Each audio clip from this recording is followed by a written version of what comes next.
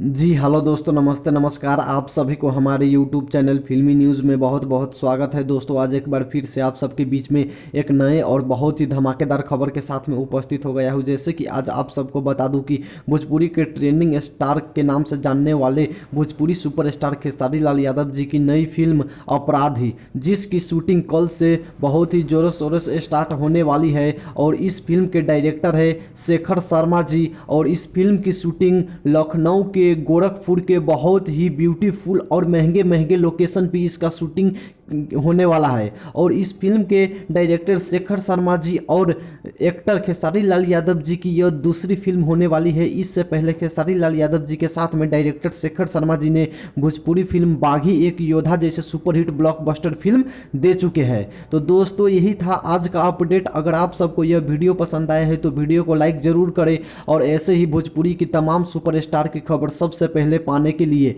हमारे इस YouTube channel फिल्मी न्यूज़ को सब्सक्राइब जरूर करें और साथ में नीचे दिए गए बेल आइकन को दबाना ना भूलिएगा। धन्यवाद।